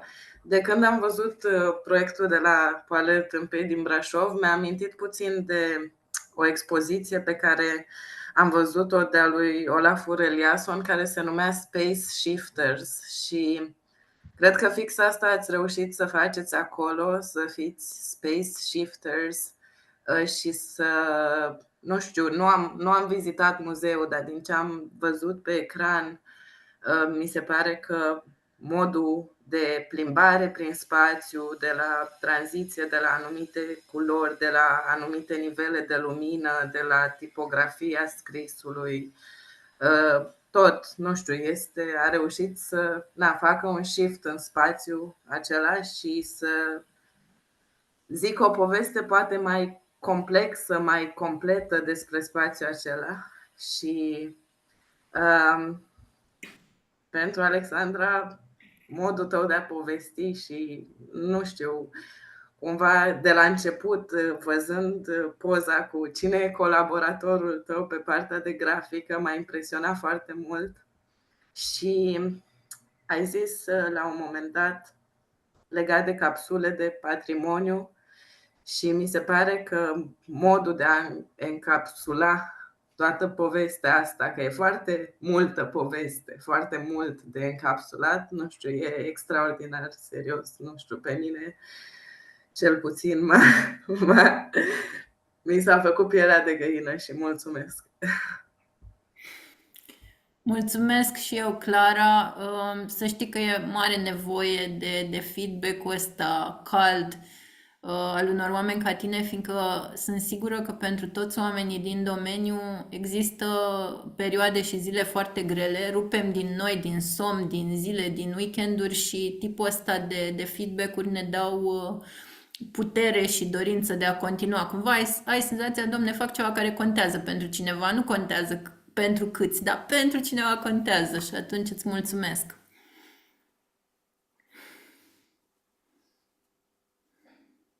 Aș vrea să vă mulțumesc amândurora. Nu știu dacă mă auziți, mereu primesc reclamații când vorbesc în întâlnirile alături. Bună tuturor, mulțumesc amândurora, și Alinei și Alexandrei. Alexandra, mă bucur din suflet că te văd și mă bucur că există astfel de preocupări ca la Talent Emergent din partea voastră și că ne aduceți împreună. Da, m-am emoționat și eu foarte tare pentru că, Alexandra, trebuie să-ți spun că mereu ai fost un reper pentru ceea ce fac sau încercăm noi să facem așa prin țară pe zona de patrimoniu. Un reper care, pentru mine, cel puțin, nu numai că m-a inspirat în ceea ce facem noi aici pe Bucovina, sunt în Suceava, ca așa mă numesc, de la universitate, de la proiectul Salvează Satul Bucovinean, Port Cultural. Cert este că apetitul pentru astfel de acțiuni, cu toate că l-aveam, am căpătat curaj văzând-o pe Alexandra la Țibănești și mi-am dat seama că nu ai nevoie de finanțări foarte mari, ci poate mai mult de dragoste pentru patrimoniu și de nopți nedormite, ca să poți să faci lucruri pas cu pas. Iar Alexandra, trebuie să spun că nu numai că ne-a inspirat în a face lucruri, dar a impus și pui mereu pentru mine cel puțin niște standarde despre cum să fie făcute lucrurile. Și ca întotdeauna, prezentarea de azi a fost o inspirație și din nou m-ai confirmat provocările pe care și noi le avem, toate că am încercat cumva și am plăcut organic, identificând nevoi în teren. Adică, noi dacă am făcut un inventar al caselor vechi din Bucovina, elementele de peisaj construit, sigur, mereu mi s-a spus că nu avem exemple de a le reabilita sau de a construi corect. Și atunci am făcut cu colegii de la Iași de arhitectură planuri de arhitectură distribuite gratuit. Apoi mi s-a spus, bun, dar primăriile nu pot să sprijine pe cei care mai au case vechi. Am încercat cu un coleg jurist într-un alt proiect, cu Luca Cipotaru, să facem o propunere de plan, de regulament de Consiliul Local. Încă nu am ajuns însă la oameni. Ceea ce ai spus este perfect adevărat și vreau să spun că m-a inspirat, mi-a și notat niște idei ca să ajungem la oameni, la copii care spun și eu că sunt viitorii proprietari de patrimoniu. Și în acțiunile pe care noi le facem, avem școli de vară, Path to Future la Cacica. Cacica cumva un fel de comunitate pilot, pentru că avem clădirile de care saline din Cacica, avem case, o diversitate de construcții românești, nemțești, polone. Și atunci mereu ne gândim cum să ajungem direct la oameni, direct la sursă, la copii, la proprietarii de case. Cu toate că am făcut foarte multe, nu am reușit să dăm o formă coerentă a ceea ce facem, pentru că facem foarte multe, dar nu avem timp să le punem într-o manieră care să convingă poate și finanțatorii sau pe alții să ni se alăture. De-aia sunt și cu un ochi pe ceea ce faceți voi, Make It Better și Siner, dorind să învăț de la voi, pentru că aici cred că sunt foarte multe lucruri care trebuie îmbunătățite. Vă mulțumesc tuturor. Alexandra, trebuie să-ți spun, pentru că port asta cu mine de un an. Eu am lucrat și eu în Transilvania prin 2008, acum foarte mulți ani, la o mică broșurică numită Primarii protejează peisajul cultural. Și mereu eram invidioasă că în Transilvania sunt foarte multe ONG-uri care fac treabă bună. Deci am plâns aproape când ai plecat din Moldova și am văzut că cum și Alexandra pleacă acum în Transilvania. Viața nu este dreaptă, dar o să încerc să supraviețuiesc cu treaba asta și să te sun când avem nevoie de ajutor. Mulțumesc tuturor și sper să ne revedem. Sunt foarte, foarte, foarte bună toate aceste întâlniri. Carmen, îți mulțumesc, ești extrem de generoasă în tot ceea ce mi-ai spus, îți mulțumesc și te rog, cum să zic, apelează cu încredere în orice simți că te-aș putea ajuta, inspira, pune în legătură și multă forță cu ce faceți acolo. Am sesizat și eu, migrând din Moldova în Transilvania, că există totuși un alt timp de răspuns al comunității față de lucruri. Se întâmplă mai repede lucrurile în Transilvania și asta e și grație multor inițiative din zonă și a moștenirii. Nu știu dacă am povestit vreodată, dar în ceea ce privește Moldova, pe timpuri, Petre Pecarp, despre care probabil că cu toții știți, politician, junimist, primul care l-a tradus pe Shakespeare în română, a mutat 2 sate din Ardeal în Moldova ca să încerce să schimbe mentalitățile. Deci asta se întâmpla încă de pe timpuri. Este o întrebare în chat pusă de Cristina de la Asociația Colinele Transilvaniei. Cristina, vrei să o citești tu sau o citesc eu?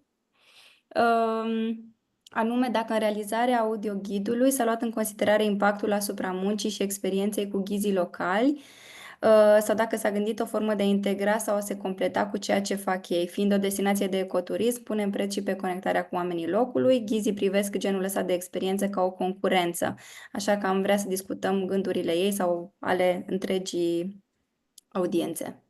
Mhm. Mulțumesc, Cristina, pentru întrebare și cumva ce pot să-ți spun este că la următorul tur ghidat pe care îl vom face, audio, pe care sper să-l facem, m-aș bucura să facem cât mai multe și să devenim din ce în ce mai buni, vom ridica, sper eu, mult ștacheta primului tur, care deja mi se pare că e foarte bun, fiindcă și noi am învățat enorm de mult în experiența noastră. Și uite, vreau să-ți spun câteva gânduri pe care le avem în vedere dacă vom avea sigur și buget despre cum nu se va dubla experiența. Da, mă bucur. Uite, dacă am avea buget, ne-am dorit să lucrăm cu un sound designer și cu un foley artist, să recreăm pe anumite tronsoane peisajul sonor medieval. Să poți să auzi, nu știu, sunete din anumite ateliere, nu știu, copite de cai, căruțe și multe alte lucruri, să vezi, să fii conștient de fapt cât de tare s-a schimbat componenta asta de sunet și în principiu, într-un tur viitor, am încercat de la început să separăm lucrurile astea un pic mai clar încât să nu fie considerată o amenințare turul nostru. În realitate nu cred că este. Cred că oamenii care vin cu un ghid vor veni oricum cu un ghid, fiindcă vin cu agenții de turism, vin într-un tip de mindset. Oamenii care vor face turul nostru sigur sunt oameni care au răbdare, care vor să știe mai mult, e un alt tip de călător. Cred că sunt structurați pe segmente foarte diferite și nu cred că există realmente o concurență între cele două categorii. Am asistat la tururile ghidate ale locului de câteva ori, sigur nu am tratat exhaustiv, era aproape imposibil, dar mi-am dat seama că informațiile pe care le aducem nu apar în tururile ghidate și oricum ideea acestui tur ca și altora e că nu sunt instanțe înghețate în timp și spațiu, adică sunt work in progress și cu siguranță că sper să se modeleze și cu proiecte viitoare de curatoriere, cum spuneam, pe anumite tipuri de public, pe anumit timp, pe anumite teme. Poate fi un tur pentru, să zicem, pasionații de artă medievală, etc.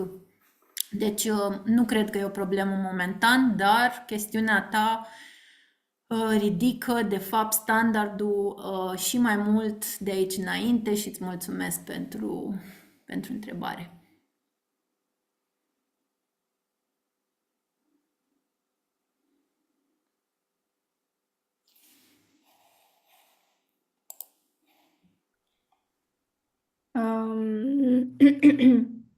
Mai sunt întrebări din public? Marina, nu te auzi. Nici acum. Auziți? Da. Așa. Ina, și mulțumesc și eu foarte mult pentru aceste prezentări. Vreau să fim prieteni, să facem lucruri împreună. Un comentariu pentru Carmen. Mă necăjește tare că nu sunt așa mulți oameni din sudul țării și Moldova. Eu sunt buzoiancă de fel și vreau să zic aici și să promit că noi cei de la MKBT ne dăm silința să extindem programul deschis către sudul și estul țării, fiindcă vedem că sunt inițiative și în afara Arcului Carpatic, vedem că e un imbalans așa foarte mare, dar avem cu cine lucra. S-a întâmplat că, având programul de ecodestinații în spate, am fost teritorial constrânși, nu într-un sens negativ, să zic, pe aceste zone, dar vreau doar să zic că ne preocupă treaba asta. Doi la mână, aș vrea să vă întreb, Alexandra și Alina, ce ați recomanda voi unor oameni care sunt aici alături de noi, care se îngrijesc de patrimoniul construit și ar vrea și ei să facă genul ăsta de experiențe de vizitare pe care le-ați făcut voi? Cred că e foarte intimidant și mă aștept din multa noastră experiență de teren ca oamenii care se îngrijesc de patrimoniu să aibă deseori o aplicare înspre treburile tangibile. Mulți dintre ei sunt cei care sunt acolo să repare ușa, geamul, zidul și sunt foarte, foarte tangible ca skills, ca drive. Aș vrea să vă întreb care sunt, cu ce încep lucrurile astea, care sunt niște ingrediente pe care trebuie să le bugetezi, la care nu te gândești din experiența voastră, adică pentru voi pare simplu când zici, dar este enorm de complicat și, nu e, și ne dăm seama și lucrând în a gândi proiecte pe care să înceapă să dezvolte componenta asta. Zic, ok, foarte concret. Hai să scriem un AFCN să faceți treaba asta. Ce bugetăm? Ce trebuie să bugetăm pentru a face ce ai făcut-o Alexandra și ce ai făcut-o Alina? Un AFCN e 50.000 de euro. Vreau să o întreb foarte concret. Cu ce ați începe voi? Dacă ați avea o pușculiță de 50.000 de euro, să faceți interpretarea patrimoniului în jurul unei cetăți, a unui conac, a unei mucănițe. Pornind de la zero. Păi, Alina, te-aș lăsa pe tine să începi răspunsul. Mie mi se pare că primul pas dintr-un buget de AFCN ar fi o activare de tip eveniment, adică ceva temporar. E mult prea puțin pentru a pune presiune pe un buget de tipul ăsta că poți să scoți la lumină permanent un obiect de patrimoniu sau un obiectiv de patrimoniu. Așa că primul lucru mi se pare că ar putea fi pus în atenția autorităților sau, posibilor parteneri printr-o activare temporară, astfel încât după un moment în care este pus în focus să se poată găsi parteneriatele suficiente pentru a aplica la niște finanțări mai adevărate. Și vreau să construiesc puțin pe ce ai răspuns. Să zicem că nu aplici la un AFCN, ai în plan, vrei să-ți faci un plan de lucru pe 3 ani.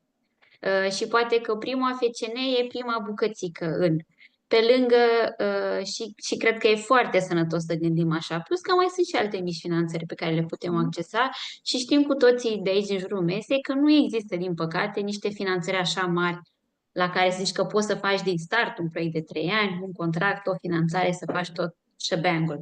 Trebuie să fim foarte creativi în a alinia o ipotecă pas cu pas în direcția asta. Iarăși... Mi se pare foarte important, scuze că te întrerup, este să ai susținerea comunității, adică mi se pare o idee foarte bună ca un buget mai mic să fie îndreptat cumva către a activa toate resursele comunității în jurul și de interes și de, de orice natură în jurul unui obiectiv. Și atunci, într-adevăr, poate să se construiască ceva în pași pe măsură ce se adaugă mai mulți actori care pot participa, adică poți să compensezi lipsa unor bugete cu mai multă lume care pune umărul pe scurt. Și în felul ăsta să existe și o presiune pe autorități într-un fel, adică până la urmă orice obiectiv de patrimoniu care nu este privat ar trebui să beneficieze de oarecare grijă și atenție și din partea administrației de care aparține sau în fine, adică e foarte frumos să facem și chestii mai de gherilă, dar până la urmă pentru chestii long term trebuie activată și da, trebuie să activa și responsabilii direct. Și cred că comunitatea ajută.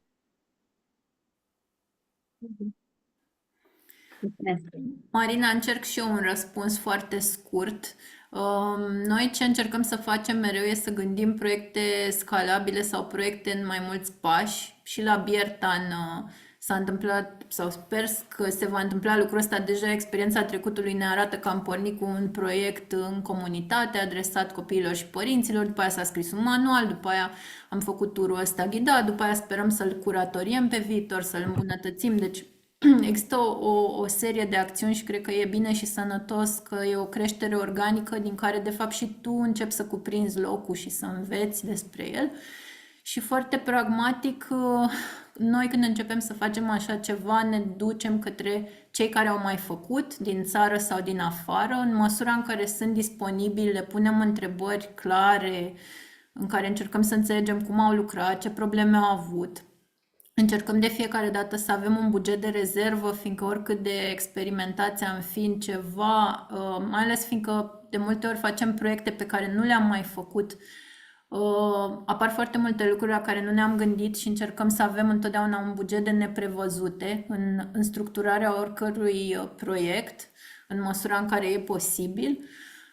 Și plecăm, dacă vrei, în ordine inversă. Suntem conștienți care sunt toate rolurile. Dacă ar fi să plătești pe toată lumea corect, să zicem, într-un proiect AFCN, îndrăznesc să spun că nu ar fi posibil sau foarte greu posibil.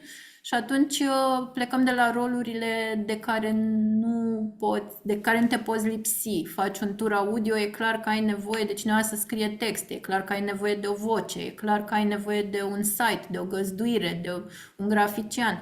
Deci lucrurile astea încercăm să le procurăm, să le bugetăm, iar dacă nu pot fi bugetate, încercăm, exact cum spunea și Alina, să creăm parteneriate cu cineva care e dispus să ofere resurse gratuit sau cu oameni din comunitate. Încercăm de fapt să rezolvăm chestiunea și altfel decât cu bani, să zicem. Dar nu cred că e un mecanism foarte sănătos a la lung. Adică cred că oamenii acumulează frustrare lucrând pe resurse puține, mereu cu promisiunea că la următorul proiect va fi altfel sau știți bine zona asta. Deci cred că oamenii trebuie plătiți și aș spune plătiți bine ca să-și păstreze entuziasmul și să poată da prospețimea asta.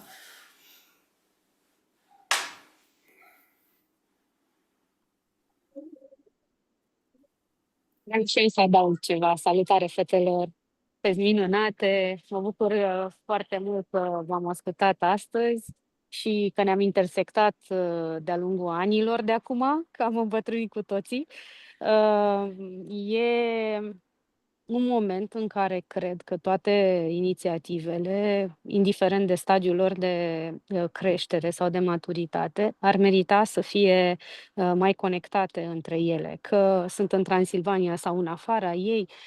Poate uneori e o poveste care pare că ne desparte, dar eu văd foarte multe legături posibile. Și, în general, dacă în unele zone să zicem că avem noroc să atragem niște specialiști sau niște oameni care s-ar putea implica, ei tot vin de undeva, reprezintă la rândul lor niște comunități. Nu i-ai tot timpul în Transilvania, vin din Timișoara, vin din altă parte.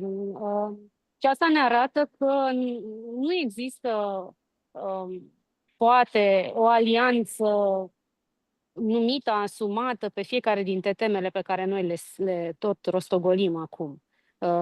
De multe ori simt asta, că ar trebui să ne unim din ce în ce mai tare pe lucrurile care contează. Nu inventariem cu toții, case, monumente și așa mai departe. Nu. Foarte puțin pun în comun toate lucrurile pe care le-au descoperit deja.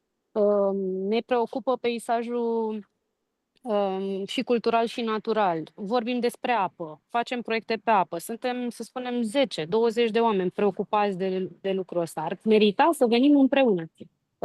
Vrem să revitalizăm clădiri care au potențial în diferite zone ale țării, dar facem din nou aceiași pași de la zero cumva, ne bazându-ne pe experiența acumulată de ceilalți în proiectele lor de-a lungul anilor. Și cred că timpul e mai puternic decât noi, adică trecerea timpului.